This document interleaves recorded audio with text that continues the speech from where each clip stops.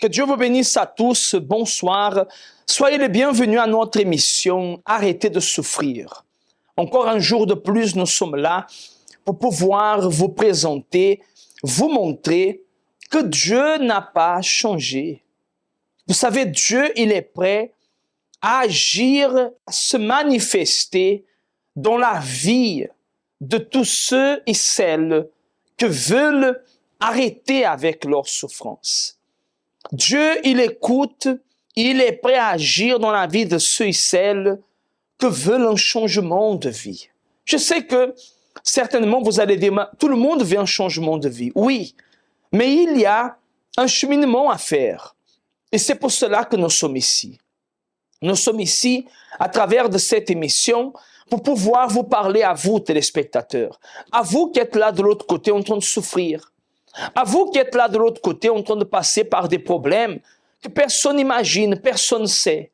Problèmes dans votre vie, dans votre couple, dans votre mariage, dans votre santé, dans votre famille, dans tous les domaines de votre vie. Des problèmes que vous n'arrivez pas à résoudre, vous n'arrivez pas à vous en sortir. Des problèmes que peut-être on vous a même déjà dit de laisser tomber, d'abandonner, de que ça ne vaut pas la peine, que le meilleur c'est de laisser tomber, c'est de désister de ce mariage, de ta santé, qu'il n'y a pas de guérison, qu'il n'y a pas de solution. Mais à travers de cette émission, vous allez pouvoir comprouver et attester, à travers les témoignages que nous allons vous montrer, que Dieu, il n'a pas changé.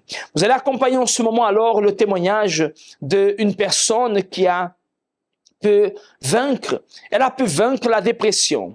Vous allez accompagner son témoignage, dépression causée à cause des problèmes, divers problèmes qu'elle avait, mais qui aujourd'hui, à travers la foi, aujourd'hui, elle est libre. Elle a une vie transformée.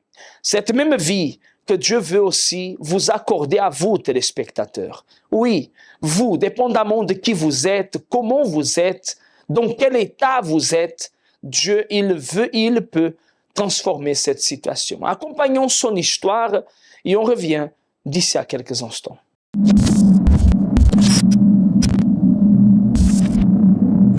À cause d'un problème sentimental et familial, je suis devenue quelqu'un de triste, angoissée, dépressive.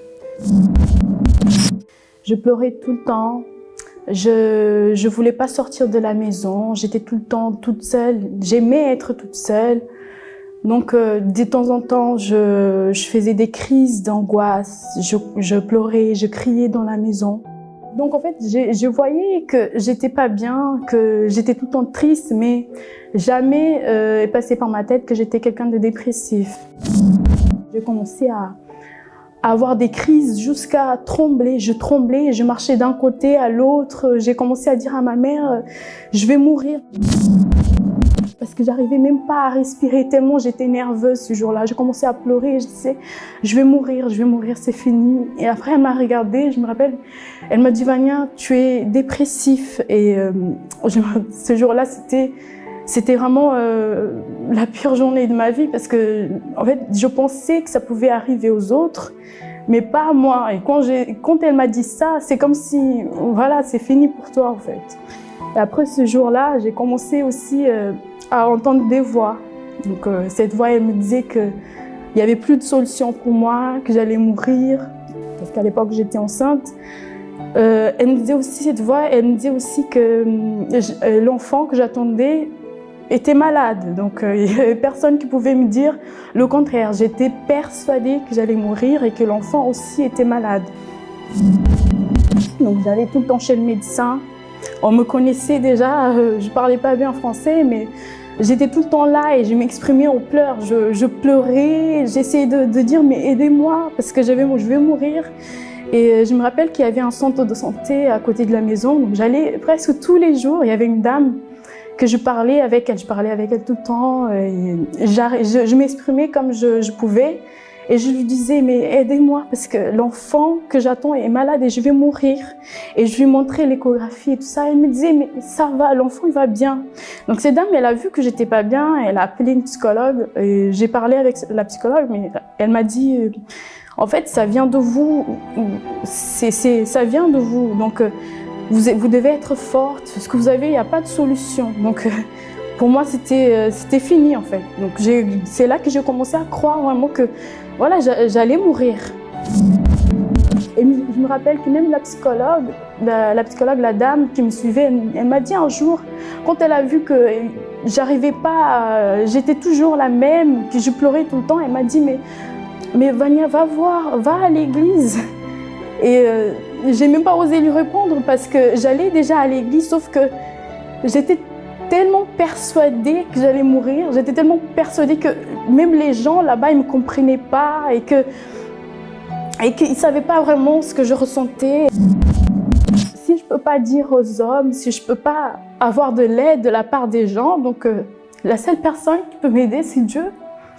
Donc il n'y a que lui qui peut m'aider. Au moins lui, il ne va pas dire, il va pas me dire que ils vont me mettre, il va pas me donner, dénoncer et dire que voilà, il y a plus de solution.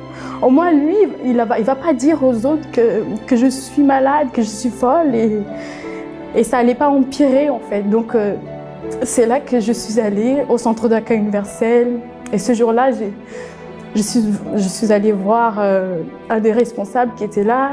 J'ai dit, je suis triste, je suis angoissée. Je sais que ma mère, elle avait déjà parlé avec lui, mais ce jour-là, je suis angoissée, je ne dors pas bien. Dès que la nuit arrive, je n'arrive pas à dormir. Je vais commencer à réfléchir comment je vais faire pour finir avec ma vie. Je vais prendre des médicaments, qu'est-ce que je vais faire? Mais de l'autre côté, j'avais la mort, je voyais la mort comme une solution, mais j'avais peur de la mort. J'avais très peur. Donc je lui ai dit, et ce jour-là, j'ai commencé à pratiquer, j'ai commencé à obéir. Au bout d'une semaine, j'ai été guérie. J'avais plus de dépression, j'étais plus triste, j'arrivais à dormir tranquillement. Dieu, il a pu me guérir parce que je croyais pas, mais j'ai vu en fait que lui, il fait exception de personne. Donc aujourd'hui, je suis quelqu'un, j'ai la joie à l'intérieur de moi, j'ai la paix, je dors bien, je dors en paix, je me réveille en paix, je suis tout le temps joyeuse. Donc j'ai des problèmes, oui, mais j'ai toujours cette force à l'intérieur de moi qui m'aide à surmonter les moments difficiles. Mon enfant, il va très bien, il est né en très bonne santé. C'est un enfant normal comme tous les autres. C'est un enfant épanoui, donc tout va bien, grâce à Dieu. Les 9 symptômes majeurs de la dépression. L'humeur dépressive. Il s'agit d'un sentiment de tristesse ou de vide présent presque tous les jours et toute la journée. La particularité est que cette tristesse est quasi permanente et n'a pas de motif précis énoncé par la personne. Diminution de l'intérêt. Une absence de plaisir pour des activités qui étaient agréables pour la personne avant l'épisode dépressif. Troubles du sommeil. Les troubles du sommeil dans la dépression sont caractérisés par l'insomnie ou l'hyperinsomnie. Évolution de comportement psychomoteur. Les personnes atteintes de troubles dépressifs ont des gestes lents, un débit de parole lent. Fatigue.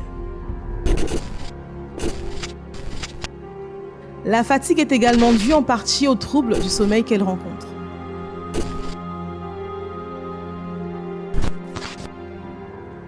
Sentiment de dévalorisation. La personne ressent un sentiment excessif de dévalorisation de sa personne, un sentiment de culpabilité importante qui est le plus souvent en dehors de toute réalité. Troubles cognitifs.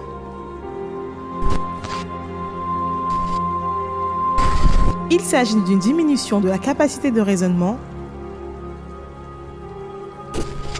des difficultés de concentration et de positionnement qui entraînent une incapacité à prendre des décisions. Évolution du poids.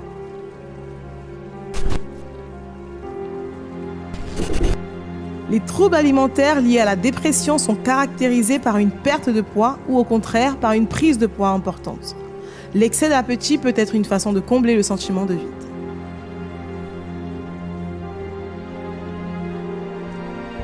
Idée noire. La personne dépressive peut également penser au suicide de façon concrète avec l'imagination d'un scénario de suicide. Le passage à l'acte suicidaire est l'un des risques majeurs de la dépression. La dépression a une solution. Le suicide n'est pas la solution.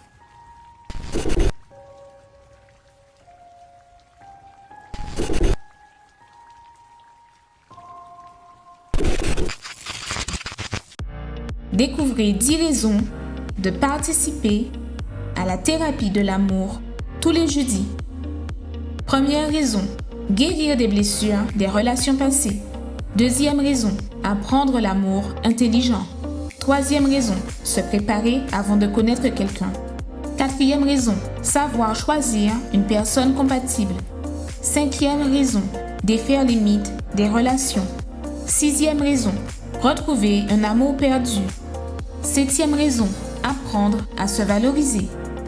Huitième raison, restaurer un mariage en crise. Neuvième raison, devenir un meilleur partenaire. Dixième raison, blinder sa relation.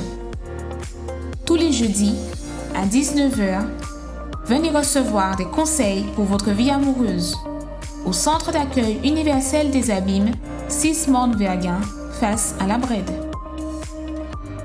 La porte du centre d'accueil est ouverte pour vous recevoir à vous, que vous voulez le même résultat, le même changement que cette personne a eu. Ces témoignages que nous vous montrons ici sont la preuve de que, vous savez, Dieu n'a pas changé. La parole de Dieu, ce que la Bible dit, n'est pas une invention, n'est pas une création d'idées de quelqu'un. C'est la parole de Dieu. Vous savez pourquoi c'est la parole de Dieu? Parce que jusqu'au jour présent, vous voyez le résultat de cette parole qui a été dite, qui a été écrite et marquée pour qu'aujourd'hui, nous puissions attester la foi et nous puissions aussi alimenter notre foi. Peut-être vous êtes quelqu'un que vous dites croire en Dieu, mais votre foi, elle est faible parce que face aux problèmes, face aux adversités que vous affrontez dans votre vie, vous êtes découragé, vous avez perdu courage, vous avez perdu envie de lutter pour votre vie, vous avez perdu envie de vous battre pour votre famille. C'est pour cela que nous ici, au Centre d'accueil universel, nous sommes réunis chaque jour. D'ailleurs, demain, le jeudi, sera la réunion de la thérapie de l'amour, une réunion faite pour la famille. Et si vous êtes une personne que vous passez par des problèmes dans votre couple, dans votre famille, avec les enfants, vous êtes notre invité spécial à venir participer. Nous sommes situés au 6 Morne-Verguin, en face de la Brède, entre le KFC et le McDonald's. D'ailleurs, accompagnons le spot qui parle de nos adresses, un autre témoignage d'une famille qui a été transformée, et vous allez accompagner ensuite le témoignage qui parle de dimanche. Et nous allons revenir afin de nous préparer pour la prière. Et on va vous parler de ce que nous sommes en train de faire les dimanches au Centre d'accueil universel. Vous allez accompagner alors ce spot, ce témoignage. Préparez déjà votre verre d'eau. On revient d'ici à quelques instants. Connaissez-vous nos centres d'accueil universels ici dans les Dômes? Notre siège est situé en Guadeloupe, aux Abîmes, au 6 Morne-Verguin, en face de la Brède, entre le KFC et le McDonald's. Nous avons aussi nos centres d'accueil à Pointe-à-Pitre, au 29 quai Lefebvre, en face du parking du port. À Baïf, au 51 impasse Louis Blériot, Zac des Pères Blancs, derrière le Super U. À Saint-François, à la rue Charles-Junon, à 100 mètres du marché de la Rotonde. Nous sommes aussi en Martinique, au 42 rue Garnier-Pagès, proche du Leader Price à Fort-de-France. Mais aussi en Guyane française, à Cayenne, au 19 zone artisanale Galmo, proche de l'entrée du CFA, ainsi qu'à Kourou, au 1 rue du Levant, proche du Libre Service Ting. Si vous désirez plus d'informations, vous pouvez nous contacter sur notre ligne amie au 05 90 28 33 83 ou sur notre WhatsApp au 06 90 55 16 70.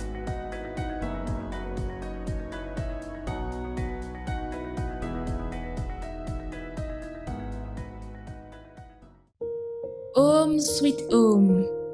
Il n'y a pas meilleur endroit que sa maison, n'est-ce pas? Qu'il est bon de rentrer chez soi après une journée au travail ou à l'école, après avoir affronté tant de difficultés et résolu tant de problèmes, et retrouver les enfants, l'épouse, le mari, et partager des moments inoubliables. Cela serait idéal, hein? Mais derrière cette jolie façade, cachée au-delà de ces 4 murs, se vit souvent un vrai cauchemar. Le juriste, diplomate et écrivain Louis Barbosa disait que c'est au sein de la famille que l'individu apprend à être citoyen. Il y reçoit protection, affection, instruction, notion de droit et de devoir. Il s'agit du premier groupe social auquel une personne appartient et de la base d'intégration de tous les autres groupes tout au long de sa vie. Le foyer alors est un endroit normalement où l'on devrait se sentir bien, heureux, en sécurité. Un endroit qui devrait être agréable, rempli d'amour et de joie, mais qui de nos jours est le lieu de départ de nombreux troubles. Combien de personnes vivent sous le même toit, mais ne partagent plus rien avec leurs proches? Les bagarres, les blessures, l'individualisme, les dépendances, les mensonges, les jugements et les critiques excessives ne sont quelques-uns des problèmes qui peuvent nuire au délicat équilibre familial. De nombreuses personnes souffrent aujourd'hui sur le plan émotionnel parce qu'elles ont eu des exemples et expériences traumatisantes dans leur enfance. Durant mon enfance, en fait, à l'âge de 5-6 ans, j'ai vécu en fait une enfance très difficile par rapport aux problèmes qu'il y avait dans la famille. Du coup, ça a causé en moi des angoisses, des stress et jusqu'à avoir les envies de mourir. À l'âge de 5-6 ans, j'avais déjà des pensées d'envie de mourir vu que je prenais tous les problèmes qu'il y avait dans la famille pour moi. Donc, j'étais souvent triste, angoissée et je ne sentais pas l'amour vis-à-vis de ma famille non plus. Je me sentais abandonnée, négligée. Je suis effectivement éducatrice spécialisée. J'ai travaillé plusieurs années dans le secteur médico-social. Donc, quand je parle secteur médico-social, ça peut être des jeunes en situation de handicap, ça peut être des jeunes en situation de précarité, ça peut être aussi des jeunes qui sont de la rue, des jeunes qui sortent de prison. Donc, tout ce que je pourrais dire par rapport aux problématiques que les familles rencontrent, c'est que ça peut être des incompréhensions, ça peut être aussi les parents recomposés. Quand je dis recomposés, ça peut être un parent divorcé qui se remarie et que l'enfant se retrouve en plein milieu. Donc, ça peut créer des conflits familiaux parce qu'il y a l'entente, l'enfant qui ne veut pas que le beau-père lui dise ce qu'il faut faire, ce qu'il ne faut pas faire, donc dans l'éducation. Donc, ça crée des problèmes dans la famille. Ça peut être aussi des problèmes de drogue parce qu'il y a des jeunes qui sont complètement perdus, qui ne savent pas où s'orienter. Donc, ils se réfugient dans la drogue. Dans la drogue, ça peut être la drogue dure, marijuana, j'en fais pour ne pas citer. Donc, ça peut être aussi l'alcool, où ils se réfugient dans l'alcool. Et ça amène encore un autre problème par rapport à la scolarité. Ils n'arrivent plus à suivre une scolarité normale parce qu'ils ne peuvent pas suivre, parce qu'ils se sentent en difficulté, ils ne peuvent pas parler. Ils peuvent pas. Bien que ces jeunes-là, parfois, ils ont un suivi psychologique. Mais parfois, ces jeunes-là, ils viennent se confier à nous, l'équipe éducative, pour s'exprimer, pour dire, voilà, je rencontre telle difficulté avec mes parents, comment faire, où aller, qu'est-ce qu'il faut faire. Donc nous sommes à l'écoute, parce qu'il y en a aussi qui tombent dans la dépression. Et ça se voit pas, parce que c'est la dépression, les jeunes ne parlent pas, mais au fond d'eux, ils sont pas bien. Et parfois, c'est pas tous les jeunes qui parlent, parfois il y a des jeunes qui ne parlent pas, qui gardent tout en eux. Et bon, parfois ils arrivent à nous expliquer, mais il y en a qui parlent pas, qui disent pas, qui restent dans leur souffrance. Et ça, c'est une grosse cause difficile. Et c'est ça qui engendre des problèmes familiaux. Suite à ces problèmes que j'ai eus, en fait, j'ai grandi avec ça. Arrivé à l'âge de l'adolescence, arrivé à l'école, collège, ça s'est dégénéré. Vraiment, ça s'est dégradé vu que j'ai commencé à avoir des amitiés. J'ai commencé vraiment à faire sortir tout ce qu'il y avait dans mon intérieur, en fait. Cette tristesse s'est transformée en colère, en haine, en rage même. Et du coup, je me bagarrais souvent. Je répondais, j'étais rebelle envers mes parents, j'étais rebelle à l'école.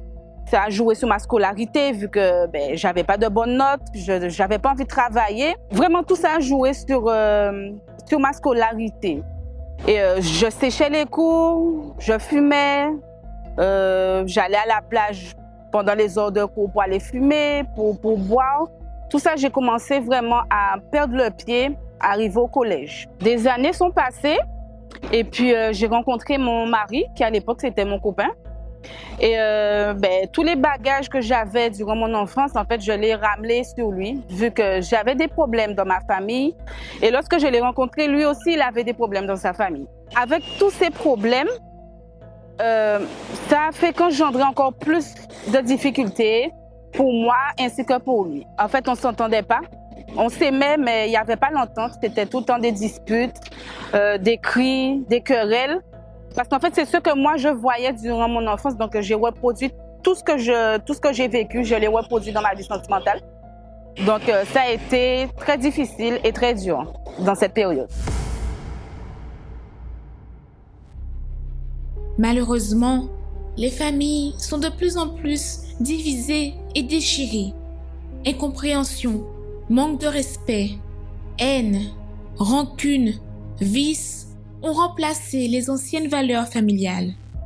Combien d'enfants, de pères et de mères qui souffrent de la situation dans la famille et qui ne voient aucune solution face à cela.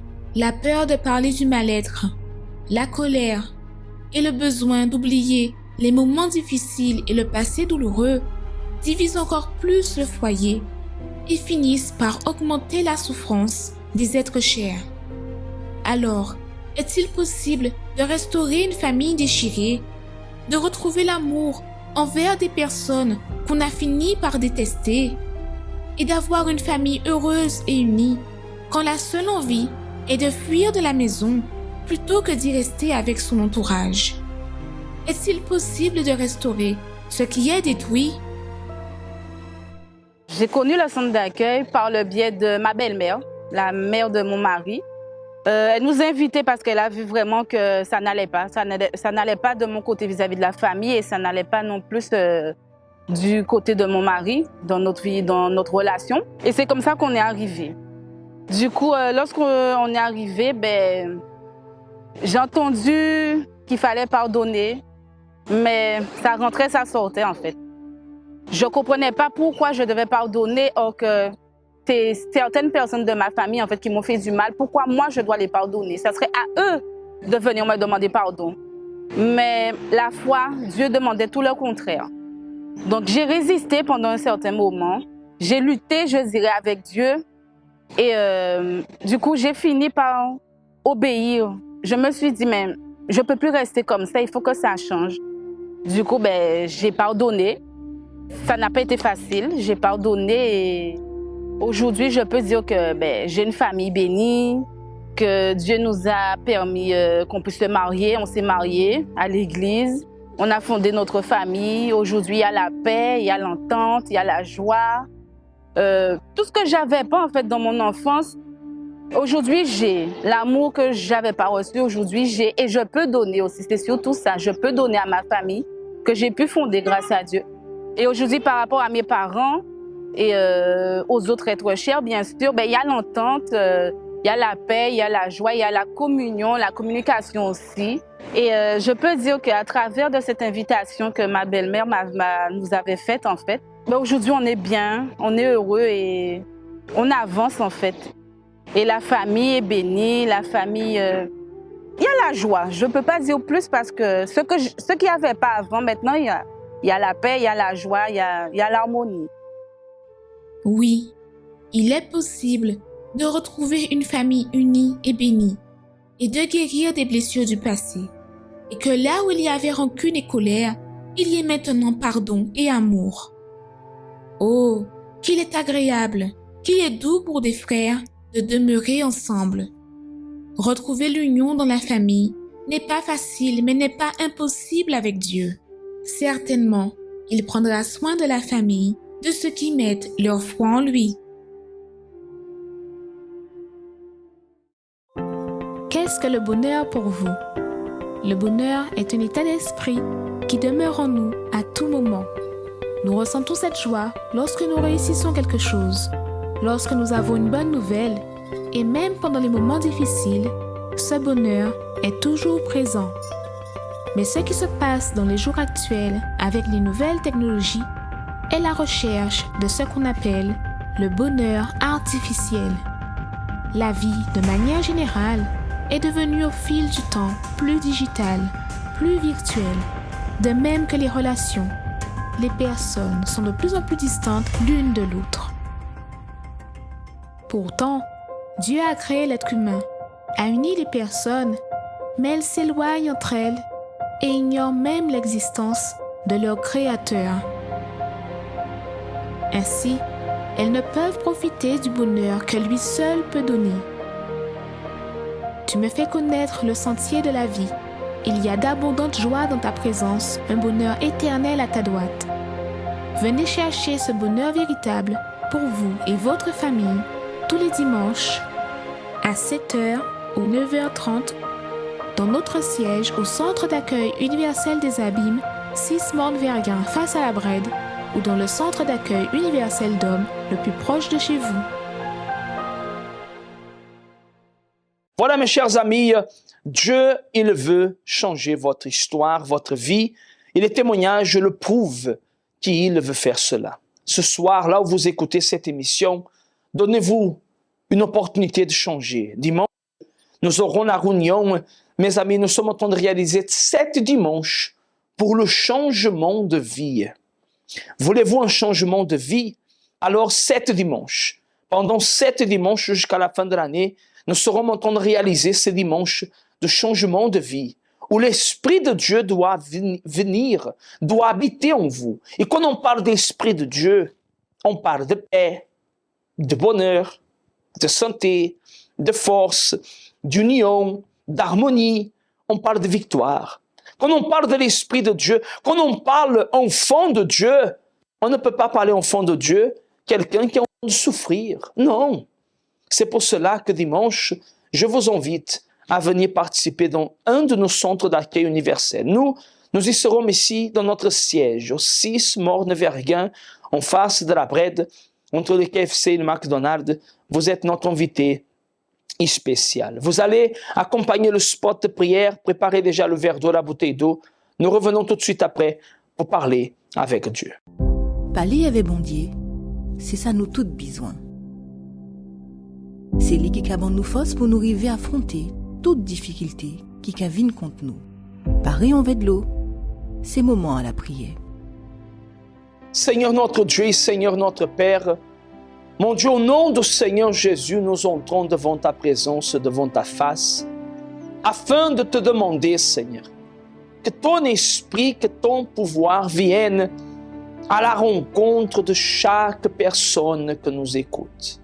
Mon Dieu, tant de personnes que nous accompagnent et qui sont en train de souffrir, Seigneur, d'être humiliées, d'être dans la souffrance, qui n'arrivent pas à s'en sortir, à trouver la solution pour son problème, pour sa souffrance.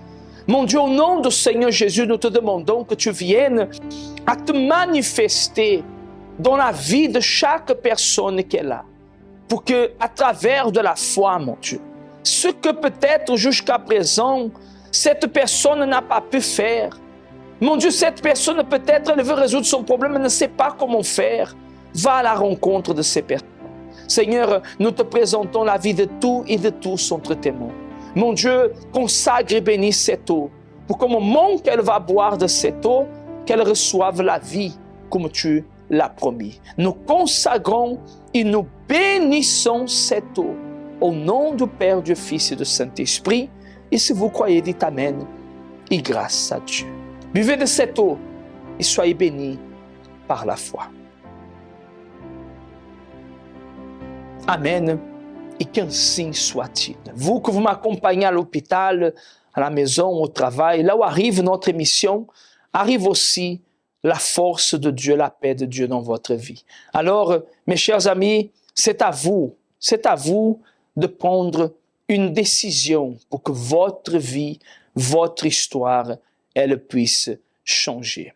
Je vous laisse avec notre agenda hebdomadaire et une très bonne soirée à tous. Que Dieu vous bénisse et à une prochaine fois. Quand vous regardez autour de vous, vous voyez que tout le monde semble être heureux. Vous aussi, vous aimeriez avoir ce bonheur, mais vous ne l'avez pas à cause d'un problème que vous ne pouvez pas résoudre. Chaque humain affronte des situations qui sont difficiles, mais dans de nombreux cas, peu importe à quel point vous essayez, vous voyez que seul, vous ne pourrez jamais les surmonter. Quelle est la situation qui enlève votre paix? Votre santé fragile ou celle des membres de votre famille? La division dans votre foyer? Les portes qui sont fermées? Les vices? Mais même quand tout semble perdu, sachez qu'il y a une solution, une clameur, un lieu de guérison où les miracles arrivent dans la vie de ceux qui croient. Ne manquez pas cette occasion de changer l'histoire de votre vie. Tous les jours, trouvez une porte ouverte pour résoudre votre problème. Lundi, recevez une orientation pour votre réussite financière. Mardi, déterminez la restauration de votre santé. Mercredi, renforcez votre communion avec Dieu. Jeudi, clamez pour votre famille et votre vie sentimentale. Vendredi, venez chercher la délivrance spirituelle. Samedi, priez pour tous les cas qui sont impossibles. Et dimanche, commencez la semaine avec la bonne direction de Dieu. Universel d'hommes en Hawaï.